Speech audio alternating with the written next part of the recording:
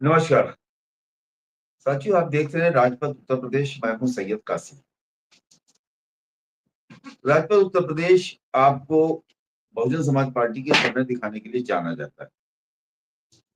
राजपथ उत्तर प्रदेश का प्रयास होता है कि बहुजन समाज पार्टी के वह स्तंभ जिन्होंने बहुजन समाज पार्टी को बनाने बढ़ाने में अपनी भूमिका अदा की हो, जिनका अभी बड़ा समय बहुजन समाज पार्टी को बनाने में लगा हो, उनसे भी बात करने का प्रयास करता है। मेरे साथ जो व्यक्तित्व है उन्हें आप पहचानते होंगे। तमाम बार आप तमाम चैनल्स पे, तमाम अखबार में उनकी चर्चा देखते होंगे, भाषण उनके सुनते होंगे। अगर बहुजन समाज पार्टी से जुड़े हैं तो इनको जानते होंगे। इनका नाम है दिलीप कुमार विमल। दिलीप कुमार विमल यूं तो रहने वाले अयोध्या जनपद, जो फैजाबाद जिला हुआ करता, तो वहां के हैं। एकदम आखिरी गांव इनका है। लेकिन इनकी विधानसभा अम्बेडकर नगर विधानसभा, जो एक कटेहरी विधानसभा होती थी, उसमें हुआ करती थी। बाद में गोसाईगंज विधानसभा हो गई, कटेहरी भी विधानसभा और रही, लेकिन गोसाईगंज में इनका घर आ गया। मैं इन्हें व्यक्तिगत रूप से इसलिए जानता हूं कि मेरा भी जनपद, इनका जनपद एक है। मैंने इन्हें बहुजन समाज पार्टी में काम करते हुए उस समय में देखा है जब मैं दिल्ली से आना जाना मेरा हुआ करता था। तब भी मैं इन्हें बहुजन समाज पार्टी में काम करते हुए देखता था। मैं ज्यादा बात ना करूं, लेकिन इतना परिचय जरूर करा दूं कि कम नेता है बहुजन समाज पार्टी में जो प्रधान भी होते हैं, जिला पंचायत सदस्य भी होते हैं। प्रधान होना आज के समय की सबसे मुश्किल चीज है, और जिला पंचायत का चुनाव लड़ना भी मिनी विधायक जैसा होता है। जिला पंचायत सदस्य भी रहे, प्रधान भी रहे, पदाधिकारी भी रहे। मैं इनके सफर, बहुजन समाज पार्टी की इनकी यात्रा के बारे में इन्हीं से सवाल करता हूँ। बहुत बहुत स्वागत है दिलीप कुमार विमल जी आपका राजपथ भारत पे। आपकी यात्रा बहुजन समाज पार्टी में किस स्कूल में थे कि कॉलेज में थे, किस क्लास में थे जब शुरू हो गई? मैं 1989 में मैं इंटर में था। एक साल मैं, चूंकि उसके पहले मैं फेल हो चुका था। 89 में दूसरी बार मैं नाम लिखाया था। उस समय हमारी विधानसभा चूंकि कटेहरी थी, तो कटेहरी विधानसभा क्षेत्र से श्री रामदेव वर्मा जी चुनाव लड़ रहे थे। 2 चुनाव हार चुके थे और गोसाईगंज में उनका कार्यालय था। मैं इंट्रोल में दोपहर को लगभग 12:40 के बाद उनके कैंप कार्यालय पे गया। हमारे साथी थे। मैंने उनसे सिर्फ एक चीज कहा था, जो वहां बैठे थे उनके कार्यकर्ता, कि प्रचार की गाड़ी हमारे गांव में जाए। क्योंकि उस समय की स्थिति बहुत विकट थी। कार्यालय देखने वाले व्यक्ति ने कहा कि आप परेशान मत होइए, आपके गांव में गाड़ी प्रचार करने जाएगी। मैंने कहा नहीं ना, जो पैसा तेल का लगता हो मैं दे दूंगा, लेकिन मेरे गांव में कल गाड़ी प्रचार करने जाए। तो उन्होंने उस समय मान्यवर मसीहा साहब कांसीराम जी चुनाव लड़ने वाले साथियों को कूपन देते थे। 10 रुपए का कूपन, 20 रुपए का कूपन, 50 रुपए का कूपन, 100 रुपए का कूपन, ये चलता था। उसमें से उन्होंने 20 रुपए का कूपन मुझे निकाल के 20 पन्ने का दिया। मतलब 400 रुपए। 400। मैं और हमारे साथी लेके चले आए और दूसरे दिन फिर मैं इंटोल में गया। कूपन का आधा काटा हुआ कॉपी और 400 रुपए मैंने उनको दे दिया। उसके बाद से मैं सक्रिय हुआ और सक्रिय होने के बाद मैं लगातार बहुजन समाज पार्टी में एक छोटे से कार्यकर्ता के रूप में काम करना शुरू किया। पदाधिकारी कब बने? मैं पदाधिकारी बना हूँ 1991। हम्म। 1991 में चूंकि हमारा जिला फैजाबाद था, अब तो उसका नाम अयोध्या हो गया है। तो उस समय छात्रों की छात्रवृत्ति नहीं मिल रही थी। सरकारी विद्यालयों में बच्चों का एडमिशन नहीं हो रहा था, क्योंकि तब इतने प्राइवेट विद्यालय नहीं खुले थे। और लगभग हर विद्यालयों में जाति पूछ करके लोगों को, अनुसूचित जाति के छात्रों को मारा पीटा जाता था। अच्छा। जी। तो क्योंकि मेरा घर गोसाईगंज के बगल है। गोसाईगंज में एक सबसे बड़ा कॉलेज पूर्वांचल का आज भी माना जाता है, रामबली नेशनल इंटर कॉलेज। क्षत्रियों को कहा जाता है। हाँ, तो उस समय वहां हर कमरे में लोग जाति पूछ करके लोगों को मारते थे। उसका नाम रखते थे चमार मारो आंदोलन। तो 1991 में छात्रों की समस्याओं को लेकर के बहुजन समाज पार्टी ने एक धरना शुरू किया। फैजाबाद जिले में आप है, आपको जानकारी है कि फैजाबाद में जिलाधिकारी जहां बैठते हैं कलेक्ट्रेट में, उसके ऑफिस के ठीक पश्चिम इलाके में वो जो थोड़ा सा मैदान है, उसी पर हर दल के लोग धरना प्रदर्शन करते थे। वहां पे पार्टी का कार्यक्रम था। उस समय बहुजन समाज पार्टी में, आज हमारे बीच में बहुत सारे लोग नहीं हैं। कुछ लोग धरती छोड़ के चले गए और कुछ लोग दूसरे दलों में। उस समय स्वर्गीय श्री रामलखन वर्मा जी, जो जलालपुर विधायक से हुआ विधायक हुआ करते थे करते थे, 89 में।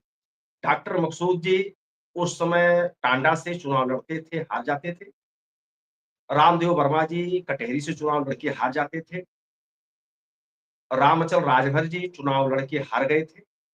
तो ऐसी बहुत सारे लोग उस दल में थे। फैजाबाद में खास तौर से बीकापुर में रामतेज वर्मा जी लड़ते थे। अयोध्या से छोटेलाल यादव जी लड़ते थे।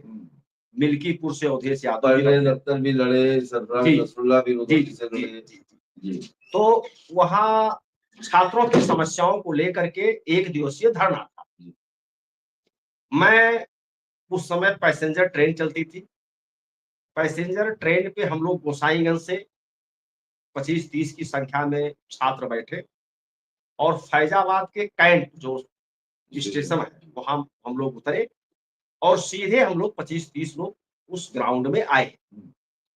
ग्राउंड में आए, उस समय जब मैं ग्राउंड में पहुंचा था तो उस दरी पे बामुश्किल से 10-12 लोग बैठे थे। लेकिन मेरे साथ चूंकि 25 छात्र थे तो हम उस समय हम लोगों को ज्यादा सम्मान दिया गया। हम लोग बैठे, कुछ देर के बाद हमारे नेता लोग आए, अपना कुछ बात करने लगे। फिर ये हुआ कि ज्ञापन तैयार हो। आज भी जीवित हैं श्री ओम प्रकाश वर्मा जी, उस समय बहुजन समाज पार्टी के जिला अध्यक्ष थे। उस समय श्री परमदेव यादव जी भी थे। आज जो समाजवादी पार्टी में के सांसद हैं, बीएसपी के थे, आर के चौधरी जी थे। तो आर के चौधरी जी ने एक ज्ञापन तैयार किया छात्रों की तरफ से और श्री ओम प्रकाश वर्मा जी से कहे कि जाके टाइप करा लाइए। वो गए टाइप कराने। फिर कुछ देर बाद लौट के आए कि ये ज्ञापन किसकी तरफ से दिया जाएगा, ये तो छात्रों की समस्या है और अपने यहाँ छात्र विंग कोई है नहीं। कहे नहीं, छात्र विंग है लेकिन गठन नहीं हुआ है। तो कहे इसके जिला अध्यक्ष कौन है? तो श्री आर के चौधरी जी ने उस ज्ञापन में नीचे लिखा, दिलीप कुमार विमल, जिला अध्यक्ष बहुजन छात्र मोर्चा जनपद फैजाबाद। बहुत इंटरेस्टिंग है। तो मतलब आप जो है एक्सीडेंटल पहली बार पदाधिकारी हुए, वो भी जिले के छात्र सभा के अध्यक्ष हो गए। हाँ जी, मतलब एक्सीडेंटली। हाँ। जी, क्योंकि आप ज्यादा लोगों के साथ आए थे, ज्यादा छात्रों के साथ थे। अब इसके बाद जो आपका सब एक सवाल करूंगा, उसके बाद चूंकि नेटवर्क इश्यू भी रहता है चूंकि लाइव में, लेकिन मैं लाइव पे ही करता हूँ और आप जैसे व्यक्तित्व अगर साथ हो तो लाइव 100 करीब करीब 140-50 लोग लाइव देख रहे हैं आपको। आपने घनश्याम साहब को देखा? मैं मान्यवर कांसीराम साहब से मिला हूं और मैं तो अपने आप को गौरवान्वित समझता हूं कि जब 1996 में जी। मान्यवर मसीहा साहब कांसीराम जी इलाहाबाद से चुनाव लड़े और वहां से चुनाव जब संपन्न हुआ तो मान्यवर कांसीराम साहब ने सबसे पहले बनाया था वाम सेफ, फिर बनाया DS4, फिर बनाया बहुजन समाज पार्टी और बहुजन समाज पार्टी में अलग अलग विंग लोगों ने अपने हिसाब से बना लिया था। लेकिन जो चौथा संगठन मान्यवर मसीहा साहब कांसीराम जी बनाए, उसका नाम उन्होंने रखा बहुजन वॉलेंटियर फोर्स, BBF नहीं BST, बहुजन सुरक्षा दल, बहुजन सुरक्षा दल।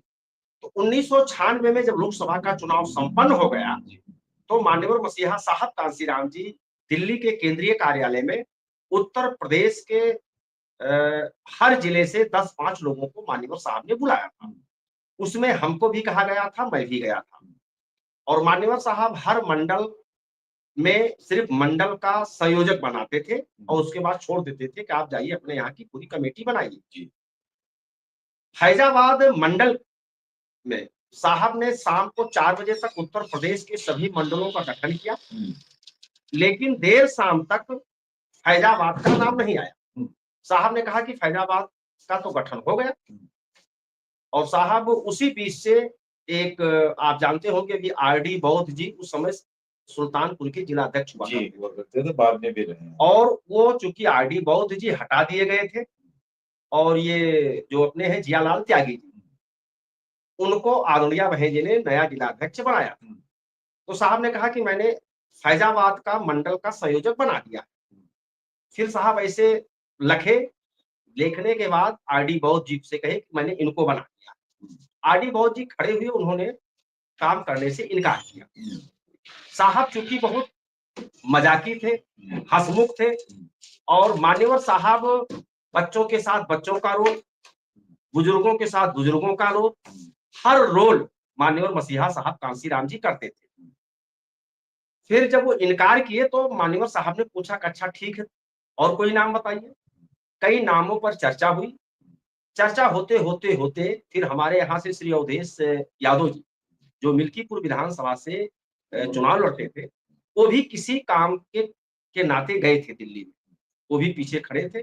उन्होंने मेरा नाम बताया, कहा कि साहब ये कुछ छात्र नेता है मेरे जिले के, दिलीप कुमार विमल। तो साहब ने कहा हाँ हाँ, मैं नाम उसका सुना हूँ, कौन है। मैं खड़ा हुआ, हाथ जोड़ा। तो साहब ने एक क्वेश्चन किया कि काम कर पाओगे। हमने कहा जी साहब, मैं काम कर लूंगा। साहब ने कहा ठीक है, मैं इसको मंडल का संयोजक बना रहा हूं।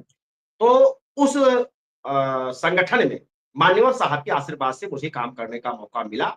और आप चूंकि पुराने इसमें बड़ा इंटरेस्टिंग मुझे सवाल याद आ रहा है।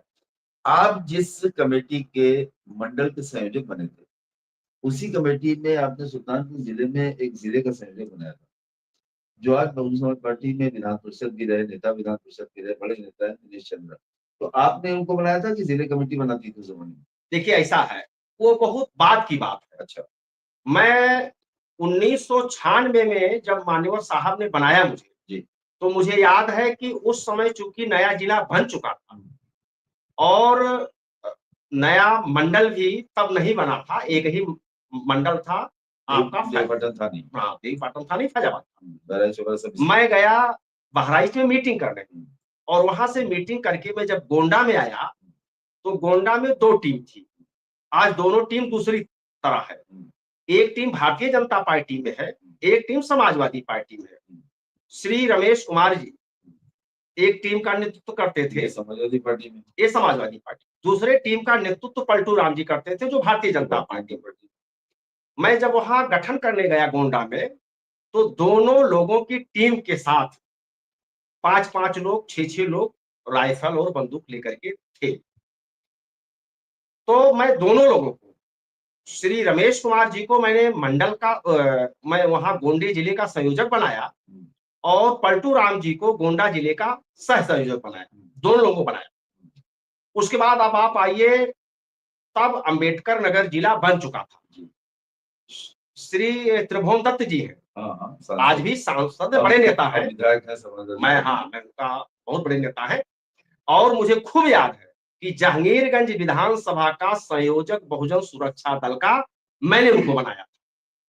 मतलब बहुजन समाज पार्टी में आप ही के जनता से विश्वनाथ पाल भी आते हैं, जो प्रदेश के अध्यक्ष, वो भी शायद सेक्टर अध्यक्ष हुआ करते थे जी। आप भी जो है, आपका भी सफर जो है विधानसभा से शुरू हुआ है। तो बहुजन समाज पार्टी में इतने दिनों तक आप लोग टिके कैसे? सब तो चले गए। देखिए मैं व्यक्तिगत और माननीय विश्वनाथ पाल जी हो, या जो आज के डेट पे बहुजन समाज पार्टी में काम कर रहे हैं, इस समय की जो परिस्थितियां थी, आज के एक सप्ताह पहले तक पूरे प्रदेश में, पूरे देश में बड़े पैमाने पर साजिश के तहत हल्ला किया गया कि बहुजन समाज पार्टी खत्म हो गई है। नात रिश्तेदार मिलने वाले लोग बोली बोलते थे कि कहां पड़े हैं आप, बहुजन समाज पार्टी तो खत्म हो गई, एक भी विधायक नहीं है, एक भी सांसद नहीं है, चुनाव दर चुनाव आपका वोट प्रतिशत गिर रहा है, आप कहां पड़े हैं, आप चलिए समाजवादी पार्टी में, चलिए भारतीय जनता पार्टी में। बहुजन समाज पार्टी में वो व्यक्ति जो आज के डेट पे काम कर रहा है, आज के एक सप्ताह पहले तक जी, वो मिशनरी है, साहसी है, जिसको किसी पद का कोई लालच नहीं है। वो परम पूज्य बाबा साहब डॉक्टर भीमराव अंबेडकर के अलावा जो हमारे सैकड़ों संत गुरु महापुरुष थे, उनकी विचारधारा को जो मान्यवर मसीहा साहब कांशीराम जी और परम आदरणीय बहन कुमारी माइती जी जो लंबे समय से बढ़ा रही हैं, उस आंदोलन का एक हिस्सा बन करके लंबे समय से काम कर रहे थे, वही आज हमारे बीच में बचे हुए। ये आप क्या कह रहे हैं, 1 सप्ताह पहले तक 1 सप्ताह पहले, इसका क्या मतलब? इसका मतलब ये है कि आप जानते होंगे कि 9 अक्टूबर को मान्यवर मसीहा साहब कांशीराम जी ने अपील किया कि मान्यवर साहब को मानने वाले लोग, बहुजन समाज पार्टी के कार्यकर्ता, समर्थक, पदाधिकारी, चूंकि लंबे समय से लखनऊ के मान्यवर मसीहा साहब कांशीराम जी स्मारक स्थल पर कार्यक्रम नहीं हो पा रहा था, चूंकि मरम्मत चल रहा था। इस बार आदरणीय बहन जी ने निर्देश दिया कि आप सब लोग प्रदेश के लोग आवें और यही मान्यवर मसीहा साहब कांशीराम जी को पुष्प अर्पित करें। तो उस कार्यक्रम में जितना लोग अनुमान लगाए थे, लोग तो हमको खत्म मान रहे थे, लेकिन मैं बधाई दूंगा आदरणीय बहन कुमारी मायावती जी को और आदरणीय बहन कुमारी मायावती जी का अच्छा सा पालन करने वाले उत्तर प्रदेश के अध्यक्ष आदरणीय श्री विश्वनाथ पाल जी को, कि माननीय विश्वनाथ पाल जी ने मीटिंग करके, छोटी मीटिंग करके, बड़ी मीटिंग करके, मंडल की मीटिंग करके, सेक्टर की मीटिंग करके, गांव-गांव में जा करके उन्होंने एक संदेश दिया कि हमारा सिर्फ पदाधिकारी सेक्टर का, वो अगर इस कार्यक्रम में आ जाएगा तो इतनी ऐतिहासिक भीड़ हो जाएगी कि लोगों को देखते-देखते उनका सिर नीचे हो जाएगा। और मुझे खुशी है कि 9 अक्टूबर को आदरणीय बहन जी के आदेश पर उत्तर प्रदेश में माननीय विश्वनाथ पाल जी के नेतृत्व में बहुत ऐतिहासिक काम उत्तर प्रदेश में हुआ और उत्तर प्रदेश का संदेश पूरे भारत देश के कोने-कोने में गया। जो लोग हमसे जय भीम करने के लिए कतरा रहे थे, आज जोर से बुला करके हमसे जय भीम करने का काम कर रहे हैं। इसलिए आज के 9 अक्टूबर से पहले जो लोग हमारे मनोबल को गिरा रहे थे, आज वो लोग भी या तो सहमे हैं, या तो उनको लज्जा लग रही है, या अपनी कमी को छिपाने के लिए पागलपन की बात कर रहे हैं। तो 9 अक्टूबर से पहले जो साथी काम कर रहे थे, वो लोग ही बहुजन समाज पार्टी को आगे बढ़ाने के लिए राह में प्रयास कर रहे हैं। आपने प्रधान भी आप रहे, कैसे जी भी प्रधान जी, बहुजन समाज पार्टी में आप काम करते हैं, पदाधिकारी हैं। आप उस जमाने से छात्र थे, जब राजनीति थी, छोटे से थे, इंटर फेल हो चुके थे, इंटर में पढ़ रहे थे, पुनः एडमिशन करा के, और आपका जो वो कुशांकन का हिस्सा, वो तो समाजवादी है। और प्रधान का इलेक्शन जो सीधे-सीधे मतलब जाति पे होता है, तो वो कैसे जीत लिया आपने? प्रधान का इलेक्शन जितना बड़ा मुश्किल काम। देखिए, हम बाबा साहब अम्बेडकर को मानने वाले लोग हैं। हमने मान्यवर मसीहा साहब कांशीराम जी से, आदरणीय भाई जी से सीखा है। हम बाबा साहब अम्बेडकर कभी जाति की राजनीति ना करके उन्होंने समाज बनाने की राजनीति किया था। मान्यवर मसीहा साहब कांशीराम जी जाति की राजनीति उन्होंने नहीं किया था। तो इसलिए हम लोग काम तो करते थे पार्टी संगठन का, लेकिन क्षेत्र में चाहे कोई अगड़ा हो, चाहे कोई पिछड़ा हो, चाहे मुस्लिम वर्ग हो, हम लोग सब में भाईचारा बना करके सब लोगों के बीच में मिलजुल करके हम लोग काम करते थे। और मैं जिस गांव का निवासी हूं, मेरे गांव सभा में हमारी खुद की जो बिरादरी है, अनुसूचित जाति में चमार बिरादरी, लगभग 500 वोट हमारा है। क्षत्रिय बिरादरी 500 लगभग वोट उनका है। यादव बिरादरी लगभग 500 वोट उनका है। उसके बाद फिर हमारे गांव में चाहे माझी हो, चाहे पाल हो, चाहे 5-7 घर जो मुस्लिम समाज के लोग हों, ब्राह्मण समाज के लोग हैं, एक घर मतलब श्रीवास्तव हैं। तो कुल मिला के हमारा गांव हर जातियों का गांव है और हमारे गांव में हमारे गांव के लोग हमको हमेशा प्यार मोहब्बत देते हैं। उसके पहले मैं तो प्रधान 2005 में मैं अपने गांव में चुनाव लड़ा, हमारी माताजी प्रधान हुई। मैं 1992 में छात्र संघ का चुनाव लड़ा डिग्री कॉलेज टांडा से, डीएन डिग्री कॉलेज टांडा से, छात्र संघ में उपाध्यक्ष का। मैं वहां 26 वोट से चुनाव हार गया। उसके बाद मैं काम किया, फिर 93 में रामदेव वर्मा जी विधायक बन गए, मैं उनका प्रतिनिधि था। उसके बाद 1995 में मैं जिला पंचायत सदस्य का चुनाव लड़ा और कम उम्र में सबसे अधिक वोटों से जीत करके मैं जिला पंचायत का सदस्य हुआ। उसके ठीक बाद जब सन 2000 में चुनाव हुआ जिला पंचायत का, फिर मैं चुनाव लड़ा। हमारे क्षेत्र के लोगों ने, सब लोगों ने आशीर्वाद दिया, मैं फिर जीता। तीसरी बार मैं चुनाव हार गया, लेकिन मैं अपनी गांव सभा में, हमारी गांव सभा जब रिजर्व हुई, तो मैं अपनी गांव सभा में जाकर के और मैं चूंकि गांव का प्रधान हो गया, मेरी माताजी प्रधान हो गई। उसके बाद मैं फिर लड़ा, हार गया। फिर उसके बाद इससे पहले फिर मैं अपनी गांव सभा में चुनाव लड़ा और मैं फिर गांव सभा, कुल मिला के 2 बार अपनी गांव सभा का प्रधान और 2 बार जिला पंचायत सदस्य होने का अवसर ये अपने बहुजन महापुरुषों के आशीर्वाद से साझे। 250 लोग देख रहे हैं, लेकिन 20 मिनट हो चुके हैं। आखिरी सवाल, और ये मैं फिर आपसे करूंगा, क्योंकि ये इसको मैं आपसे बात करूंगा, क्योंकि ये बात करना बहुत जरूरी है। ये बहुजन समाज के उन युवाओं के समझ में आना चाहिए जो युवा बहुजन समाज पार्टी को अभी समझ में नहीं पाए हैं। 27 कैसे देख? 27 बहुजन समाज पार्टी का है, बहुजन समाज का है।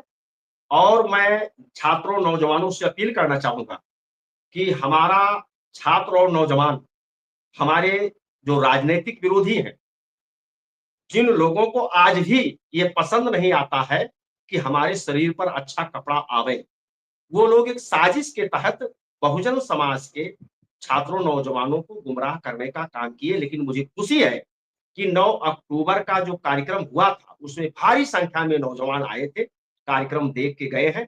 और आज हर गांव-गांव में, हर गली चौराहों पर ये हल्ला मचा है कि 2027 में बहुजन समाज पार्टी सरकार बनाने जा रही है और आदरणीय बहन कुमारी मायावती जी 5वीं बार पूर्ण बहुमत की मुख्यमंत्री बनने जा रही हैं। इसलिए मैं सभी छात्रों, नौजवानों से अपील करूंगा कि हर जाति मतभेद को भूल करके बहुजन समाज पार्टी में सहयोग करें और पूरे तन्मयता के साथ आदरणीय बहन जी के नेतृत्व में काम करें और अपना एक-एक वोट सर्व समाज में जा करके, सब लोगों को जोड़ करके, अपना वोट दे करके, दिला करके बहुजन समाज पार्टी की ज्यादा से ज्यादा विधायक बनावें, जिससे आदरणीय बहन कुमारी मायावती जी 5वीं बार पूर्ण बहुमत की मुख्यमंत्री बन सकें। इस उत्तर प्रदेश से बेरोजगारी खत्म हो, भ्रष्टाचार खत्म हो, महंगाई खत्म हो और कानून के नाम से कानून का राज चले, यही मैं लोगों से अपील करना चाहता हूँ। ये बन जाएगी तो सरकार कैसे बन जाएगी? 1984 में बसपा का 1% वोट था। 1989 में बसपा जहां खड़ी थी 13%, उससे भी कम है आज आपका वोट। देखिए, मैं फिर कह रहा हूँ कि कुछ स्वार्थी लोग वो समाज को गुमराह करने का काम किए। आप जानते हैं कि इससे पहले जो समाज के पढ़े-लिखे बुद्धिजीवी लोग थे, वो परम पूज्य बाबा साहब अम्बेडकर के मिशन को आगे बढ़ाने का काम कर रहे थे। लेकिन कुछ लोग लालच दे करके, और मान्यवर मसीहा साहब कांशीराम जी बार-बार कहते थे कि हमें अपने दोस्त और दुश्मन की पहचान करना चाहिए। हमारे लोग दोस्त और दुश्मन की पहचान नहीं किए और अपने दुश्मन के साथ जाके खड़े हो गए और 10 सालों में उन्होंने अध्ययन कर लिया कि हम जिसके साथ खड़े थे, असला दुश्मन हमारा वही है। इसलिए लोग बड़े पैमाने पर अब बहुजन समाज पार्टी के साथ आ रहे हैं और 22% अकेले वोट बहुजन समाज पार्टी का वोट बेस है। और इसके साथ बैकवर्ड समाज, मुस्लिम समाज और जो हमारा अगड़ा समाज है, जो भाईचारा में विश्वास करता है, कानून का में विश्वास करता है, ऐसे लोग आपके साथ खड़े होंगे और मुझे पूरा विश्वास है कि उत्तर प्रदेश में बहुजन समाज पार्टी की सरकार 2027 में बनेगी और आदरणीय बहन कुमारी मायावती जी 5वीं बार पूर्ण बहुमत की मुख्यमंत्री बनेंगी। कितना दिलचस्प है कि यही आप देखिए कि आज से 1 हफ्ते पहले बहुजन समाज पार्टी के नेताओं से हमारी बात होती थी। बोलते तो थे, कॉन्फिडेंस नहीं होता था। और ये कॉन्फिडेंस उनका आया है मायावती की उस 9 तारीख की रैली के बाद, जिन्होंने उंगली उठा के ऐसे कहा है कि मैं आपसे वादा करती हूँ कि आपको जहां मेरी जरूरत होगी वहां खड़ी रहूंगी और 2027 में सरकार बनाऊंगी। मायावती के इस भाषण के बाद दिलीप कुमार विमल में भी वही कॉन्फिडेंस दिखाई देना है। देखना है 2027 के चुनाव में बहुजन समाज पार्टी क्या करती है, सरकार बनती है तो कैसे बनती है, नहीं बनती है तो क्यों नहीं बनती है, इस पे हम 27 के बाद चर्चा करेंगे। बने रहिए राजपूत के साथ। नमस्कार।